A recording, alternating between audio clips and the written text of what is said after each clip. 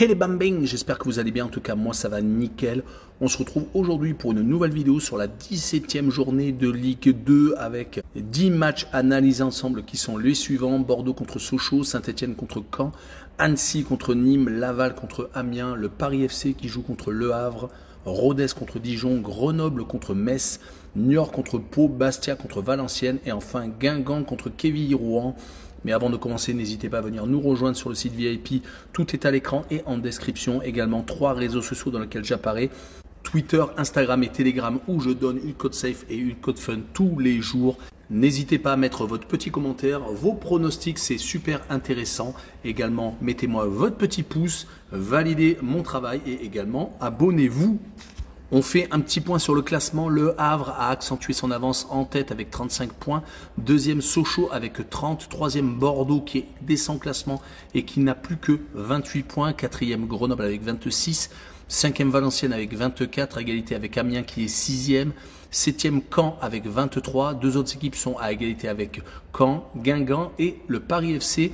En fin de classement, 15e Annecy avec 19 points. 16e Dijon avec 18. 17e Nîmes avec 15. Rodez est avec le même nombre d'unités, 18e, et également 19e Niort avec 13 points et 20e Saint-Etienne avec 11 unités. Et on attaque avec un duel au sommet. Le troisième reçoit le second. Bordeaux donc reçoit Sochaux. Les Bordelais viennent de perdre au Havre. Ils viennent de reprendre la saison sur une mauvaise note. Ils sont même sur une seule victoire sur les 5 derniers matchs. Donc une grosse perte de régime. 2 matchs nuls et 2 défaites. Ils viennent donc continuer ce bilan vraiment maigre quand on sait qu'ils avaient réussi à faire un très bon début de saison. Mais on notera qu'à domicile, il reste tout de même solide, 4 victoires et 1 match nul lors des 5 dernières rencontres. Mais ils vont rencontrer les Sochaliens qui ont repris avec une victoire contre Rodez, 1-0, qui lors des 5 derniers déplacements en Ligue 2 ont perdu 2 fois, ont gagné à 2 reprises à Guingamp et à Dijon et ont fait match nul à Metz. Donc ils sont tout à fait capables d'accrocher Bordeaux.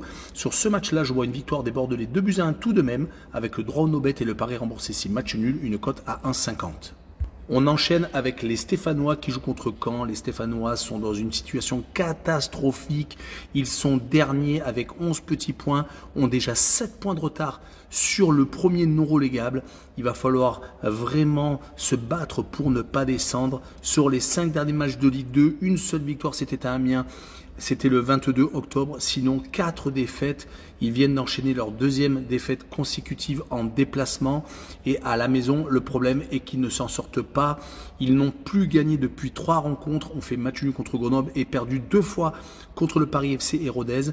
Leur problème est vraiment en défense où ils n'arrivent pas à tenir un score ou alors ils n'arrivent pas à endiguer toutes les attaques adverses. Ils vont jouer contre Caen qui de leur côté ne sont pas au mieux non plus. Ils viennent de perdre à Bastia 1-0. Et quand on prend leurs 5 derniers matchs de Ligue 2, une seule victoire, 2 matchs nuls et 2 défaites. Attention, car à l'extérieur, ils sont très peu solides, n'ont pas gagné une seule fois lors de leurs 5 derniers déplacements. Sur ce match-là, je vois bien un but partout entre 2 formations qui ne sont pas au mieux au niveau des résultats. Et je vois le home no bet avec le match nul remboursé 6 victoires des Stéphanois à domicile, une cote à 1,94. On poursuit avec Annecy qui reçoit Nîmes. Les Annéciens ont fait une superbe opération en battant Saint-Etienne lors de la dernière réception.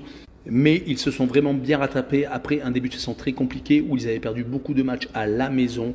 Là, ils restent sur 3 matchs sans défaite, 2 victoires à domicile contre Sochaux tout de même et les Stéphanois et un 0-0 à Caen. Donc ils sont vraiment revenus dans le rythme de la Ligue 2.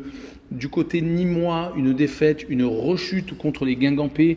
Ils venaient de se qualifier en Coupe de France. Et quand on prend leurs 5 derniers matchs de championnat, c'est 2 victoires, 1 nul et 2 défaites. Donc pour l'instant, un bilan assez convenable, mais qui les laisse en bas de classement. Sur ce match-là, je vois bien les Annéciens continuer à gagner et gagner 2-1. Et je vois le plus de 1,5 but sur le match, une cote à 1,38. On enchaîne avec un autre duel, Laval contre Amiens. Les Lavallois sont également promus. Ils sont actuellement 14e à 5 points au-dessus de la barre de relégation. Mais les Lavallois ont très mal attaqué la deuxième partie de saison avec un 5-0 encaissé à Dijon.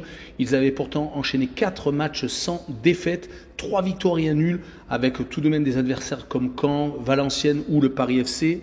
C'était vraiment très encourageant. Espérons que leur prochain match contre Amiens tourne bien. Amiens de son côté est un peu moins bien qu'en début de saison où on les voyait vraiment très bien partis. Là, ils sont totalement quasiment à l'arrêt avec 4 défaites et un seul petit match nul qu'ils viennent de faire à Valenciennes.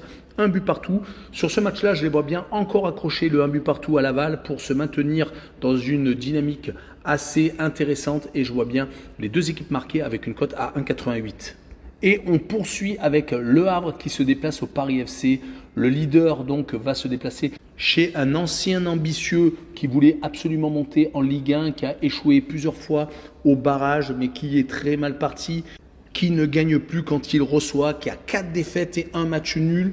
Heureusement qu'ils obtiennent des victoires à l'extérieur. Ils viennent de remporter leurs 5 derniers déplacements, dont celui d'ailleurs juste avant cette rencontre. Côté Le Havre, c'est vraiment super intéressant. Ils viennent de reprendre donc de l'avance en tête de Ligue 2. Ils viennent de gagner leurs 4 derniers matchs de championnat, 2 victoires à Quévillon et à Guingamp. Et ils viennent de remporter leur duel à domicile contre Metz, c'était le 24 octobre, et surtout contre Bordeaux.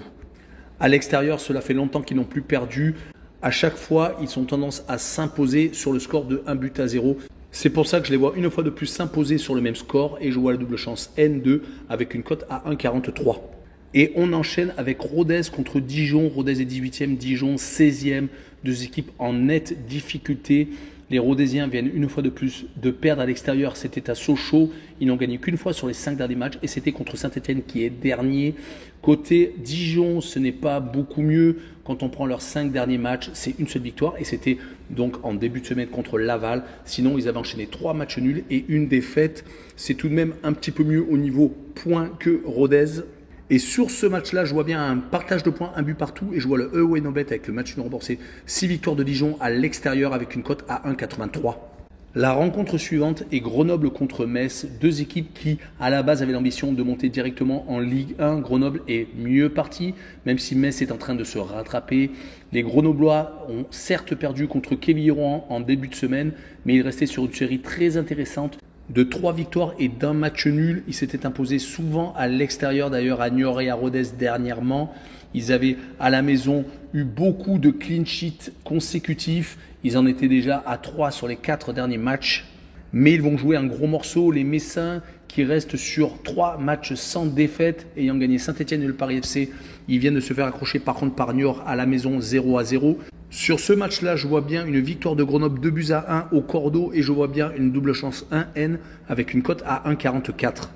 On continue avec Niort qui reçoit Pau. Les Niortais sont très mal en point, 19e avec seulement 13 petits points, 5 points de retard sur le premier non relégable.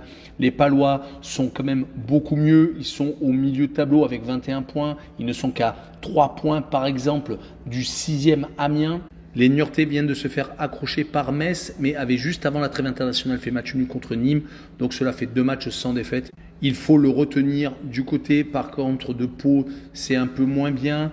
Ils n'ont plus gagné depuis 2 rencontres. Ils restaient pourtant sur une série très intéressante de 3 victoires consécutives. Cette défaite à domicile est donc un coup d'arrêt contre le Paris FC. Je les vois tout de même s'imposer à Niort 1-0 et je vois la double chance N2 avec une cote à 1,55. L'avant-dernière rencontre est Bastia contre Valenciennes. Les Bastiais sont 13e avec 21 points, à seulement 3 petits points de Valenciennes qui est 5e. Donc tout peut se jouer sur cette rencontre, tout peut basculer. Les Bastiais viennent en plus de battre Caen lors de la dernière journée en début de semaine. C'est vraiment une belle opération car ils restaient sur 2 défaites consécutives. Ils n'avaient plus gagné depuis 4 matchs. Les Bastiais restent toujours une équipe compliquée à jouer, mais Valenciennes a de quoi répondre. Ils viennent de se faire accrocher par Amiens à domicile. Mais attention tout de même, car sur les 5 derniers matchs en Ligue 2, ils n'ont gagné qu'une fois. C'était le 15 octobre contre Guingamp. Et viennent d'enchaîner 2 défaites courtes 1-0 et 2 matchs nuls contre Caen et donc contre Amiens. Sur ce match-là, je les vois bien accrocher Bastia et faire un but partout. Et je vois bien le moins de 2,5 buts sur le match, une cote à 1,54. Et on finira par Guingamp contre Quévillon-Rouen. Les Guingampais sont toujours en embuscade à la 8e place. Alors que Quévillon-Rouen est en milieu de tableau, les Guingampais ont réalisé la très bonne opération en s'imposant à Nîmes 2-1. Car il est resté sur 4 matchs sans victoire juste avant la trêve internationale, s'inclinant contre Valenciennes et à la maison contre Le Havre, à chaque fois 1-0. Ils avaient fait 2 partages de points contre Bastia et contre Dijon. On comprendra qu'une victoire à la maison contre Quevilly-Rouen leur permettra peut-être de remonter au classement et d'espérer peut-être mieux en fin de saison côté Quevilly-Rouen. 2 victoires consécutives contre Amiens et donc contre Grenoble à la maison, à chaque fois sans prendre de but. Et surtout, à chaque fois 2-0, ont montré qu'ils étaient capables de battre n'importe qui. Ils avaient également fait 2 matchs nuls et juste une petite défaite avant la trêve internationale. Donc 2 victoires, 2 matchs nuls et une défaite est un bilan vraiment très intéressant. Mais je les vois perdre 2-1 à Guingamp et je vois les Guingampais marquer le plus de 1,5 buts sur le match. Une cote ultra intéressante de 2,18. Voilà, on en a fini. N'hésitez pas à venir nous rejoindre. Ciao les bambins!